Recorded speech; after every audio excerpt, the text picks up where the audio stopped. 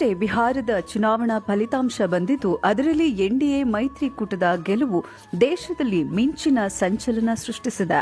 ಅದರಲ್ಲೂ ಮೈತ್ರಿಕೂಟದ ಭಾಗವಾಗಿರುವ ನಿತೀಶ್ ಕುಮಾರ್ ನೇತೃತ್ವದ ಜೆಡಿಯು ಪಕ್ಷ ಅಧಿಕ ಸೀಟ್ಗಳನ್ನು ಗೆದ್ದು ಬಿಹಾರದಲ್ಲಿ ಹಾಗೂ ಮೈತ್ರಿಕೂಟದಲ್ಲಿ ತನ್ನ ಸ್ಥಾನವನ್ನು ಭದ್ರವಾಗಿಸಿಕೊಂಡಿದೆ. ಇದೀಗ ಆ ಗೆಲುವು ಕರ್ನಾಟಕದ ಮೇಲೂ ಪರಿಣಾಮ ಬೀರಿದೆ. ಯಾಕೆ ಅಂದ್ರೆ ಬಿಹಾರ ವಿಧಾನಸಭಾ ಚುನಾವಣೆಯಲ್ಲಿ ಎನ್ಡಿಎ ಮೈತ್ರಿಕೂಟ ದಾಖಲೆಯ ಗೆಲುವು ಸಾಧಿಸಿರುವ ಹಿನ್ನೆಲೆ ಈಗಾಗಲೇ ದೇಶದ ವಿವಿಧ ರಾಜ್ಯಗಳ ರಾಜಕೀಯದಲ್ಲೂ ಹೊಸ ಚರ್ಚೆಗೆ ಕಾರಣವಾಗಿದೆ. ಅದರ ಪರಿಣಾಮ ಕರ್ನಾಟಕದಲ್ಲಿಯೂ ಆಗಿದ್ದು, ರಾಜಕೀಯ ವಾತಾವರಣದಲ್ಲಿ ಬದಲಾವಣೆಗಳ ಸಾಧ್ಯತೆ ಕುರಿತು ಚರ್ಚೆಗಳು ಆರಂಭವಾಗಿವೆ. ಈ ಗೆಲುವಿನ ಮೂಲಕ ನಿತೀಶ್ ಕುಮಾರ್ ಮತ್ತೊಮ್ಮೆ ಅಧಿಕಾರದ ಹಾದಿ ಸುಗಮಗೊಳಿಸಿಕೊಂಡಿದ್ದರಿಂದ ರಾಜ್ಯದಲ್ಲಿರುವ ಜೆಡಿಯು ಕಾರ್ಯಕರ್ತರು ಸಂಭ್ರಮ ವ್ಯಕ್ತಪಡಿಸಿದ್ದಾರೆ. ಜೊತೆಗೆ ತುಮಕೂರಿನಲ್ಲಿ ಜೆಎಚ್ ಪಟೇಲ್ ಅವರ ಮಗ ಮಹಿಮಾ ಪಟೇಲ್ ಅವರ ನೇತೃತ್ವದಲ್ಲಿ ಪಟಾಕಿ ಸಿಡಿಸಿ ಸಿಹಿ ಹಂಚಿ ವಿಜಯೋತ್ಸವ ಆಚರಿಸಿದ್ದಾರೆ. ಇದೇ ಸಂದರ್ಭದಲ್ಲಿ ಮುಂದಿನ ವರ್ಷ ನಡೆಯಲಿರುವ ಆಗ್ನೇಯ ಪದವೀಧರರ ಕ್ಷೇತ್ರದ ಪದವೀಧರ ಚುನಾವಣೆಯಲ್ಲಿ ಜೆಡಿಯು ಅಭ್ಯರ್ಥಿ ಡಾ ಕೆ ನಾಗರಾಜ್ ಅವರು ಈಗಾಗಲೇ ಅಬ್ಬರದ ಪ್ರಚಾರ ನಡೆಸ್ತಾ ಇದ್ದಾರೆ. ಜೊತೆಗೆ ಬಿಹಾರದ ಚುನಾವಣಾ ಫಲಿತಾಂಶದ ಉತ್ತೇಜನದಿಂದ ಈ ಬಾರಿ ಡಾ ನಾಗರಾಜ್ ಗೆಲುವಿನ ಸಾಧ್ಯತೆ ಹೆಚ್ಚಾಗಿದೆ ಎಂಬ ಅಭಿಪ್ರಾಯ ಜೆಡಿಯು ಪಾಳೆಯದಲ್ಲಿ ಕೇಳಿ ಬರ್ತಾ ಇದೆ.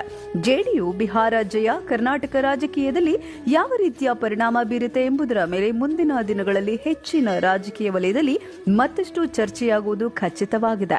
ಆದರೆ ಬಿಹಾರದ ಗೆಲುವಿನಿಂದ ಡಾ ಕೆ ನಾಗರಾಜ್ ಅವರಿಗೆ ಗೆಲುವಿನ ವಿಶ್ವಾಸ ಹೆಚ್ಚಿದ್ದು, ಮಹಿಮಾ ಪಟೇಲ್ ಅವರಿಗೆ ನೂರಾನೇ ಬಲ ಬಂದಿರೋದಂತೂ ಸುಳ್ಳಲ್ಲ.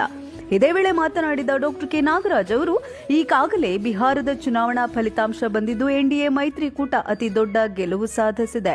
ಆ ಮೂಲಕ ಬಿಹಾರದಲ್ಲಿ ನಿತೀಶ್ ಕುಮಾರ್ ನಾಯಕತ್ವವನ್ನ ಹಾಗೂ ದೇಶದಲ್ಲಿ ಮೋದಿಯವರ ಆಡಳಿತವನ್ನ ಜನರು ಒಪ್ಪಿಕೊಂಡಿದ್ದಾರೆ. ಅದರಲ್ಲೂ ಜೆಡಿಯು ಪಕ್ಷ ಬಹುದೊಡ್ಡ ಗೆಲುವು ಸಾಧಿಸಿದ್ದು ನಿತೀಶ್ ಕುಮಾರ್ ಆಡಳಿತವನ್ನ ಬಯಸಿದೆ. ಯಾಕೆ ಅಂದ್ರೆ ಮೊದಲು ಬಿಹಾರವು ಜಂಗಲ್ ರಾಜ್ಯವಾಗಿತ್ತು, ಆದರೀಗ ಅದೆಲ್ಲ ಬದಲಾಗಿ ಅಭಿವೃದ್ಧಿಯತ್ತ ಸಾಗಲಿದೆ. ಹಾಗೂ ಎನ್ಡಿಎಗೆ ಈ ಬಾರಿ ಬಿಹಾರದ ಮಹಿಳೆಯರು ಅತಿ ಹೆಚ್ಚು ಮತ ನೀಡಿದ್ದಾರೆ. ಯಾಕೆ ಅಂದ್ರೆ ಅಲ್ಲಿ ಮದ್ಯ ಮಾರಾಟವನ್ನ ನಿಷೇಧ ಮಾಡಿತ್ತು ಜೆಡಿಯು ಸರ್ಕಾರ. ಇದು ಮಹಿಳೆಯರಿಗೆ ಬಹಳ ಸಂತೋಷ ತಂದಿತ್ತು ಹಾಗೂ ಭ್ರಷ್ಟಾಚಾರದ ಆಡಳಿತವನ್ನ ಕಿತ್ತೊಗೆದಿತ್ತು.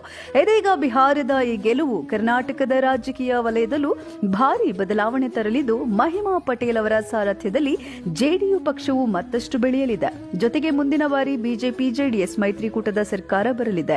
ಜೊತೆಗೆ ಆಗ್ನೇಯ ಪದವೀಧರ ಕ್ಷೇತ್ರದ ಚುನಾವಣೆಯಲ್ಲಿ ನನ್ನ ಗೆಲುವಿನ ವಿಶ್ವಾಸ ಮತ್ತಷ್ಟು ಹೆಚ್ಚಾಗಿದೆ ಅಂತ ಹೇಳಿದ್ರು. ಏನು ನಿನ್ನೆ ಬಿಹಾರದ ರಾಜ್ಯದಲ್ಲಿ ನಡೆದಂಥ ಚುನಾವಣೆಯ ಫಲಿತಾಂಶದಲ್ಲಿ ಜೆಡಿಯು ಪಕ್ಷದ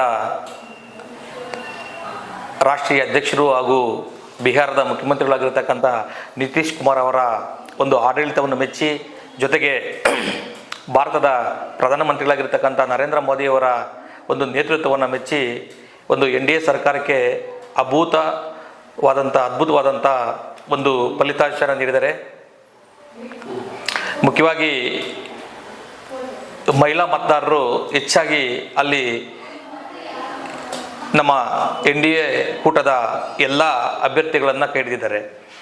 ನಾನು ಸಹ 1 ವಾರಗಳ ಕಾಲ ಕರ್ನಾಟಕದ ವತಿಯಿಂದ ಬಿಹಾರಕ್ಕೆ ಹೋಗಿ ಎನ್ಡಿಎ ಅಭ್ಯರ್ಥಿಗಳ ಪರ ಮತವನ್ನು ಯಾಚನೆ ಮಾಡಿದೆ. ನಿಜವಾಗ್ಲೂ ಅಲ್ಲಿ ಭಾಳ ಒಳ್ಳೆ ರೀತಿಯಲ್ಲಿ ಅದ್ಭುತವಾದಂಥ ರೆಸ್ಪಾನ್ಸ್ ಸಿಗ್ತಾ ಇತ್ತು. ಮುಖ್ಯವಾಗಿ ಮಹಿಳೆಯರು ಮತ್ತು ಈ ಮಧ್ಯಮ ವರ್ಗದವರು ಮತ್ತು ಬಡ ಜನರು. ಯಾಕಂದರೆ ಬಿಹಾರ ಮೊದಲು ಜಂಗಲ್ ರಾಜ್ಯವಾಗಿತ್ತು. ಆ ಜಂಗಲ್ ರಾಜ್ಯವನ್ನು ಏನೀಗ ಒಂದು ಹೈಟೆಕ್ ಮಾಡೋಕ್ಕೆ ಹೊರಟಿರ್ತಕ್ಕಂಥ ನಿತೀಶ್ ಕುಮಾರ್ ಅವರು ಎರಡನೇದೇನಪ್ಪ ಅಂದರೆ ಅವರಲ್ಲಿ ಮದ್ಯ ಮಾರಾಟವನ್ನು ನಿಷೇಧ ಮಾಡಿದ್ದು ಅವರಿಗೆ ನಿಜವಾಗ್ಲೂ ಮಹಿಳೆಯರು ಕೈ ಹಿಡಿದಂಥ ಬಹುಮುಖ್ಯವಾದ ಅಂಶಗಳಲ್ಲಿ ಒಂದು ಮುಖ್ಯವಾದ ಅಂಶ.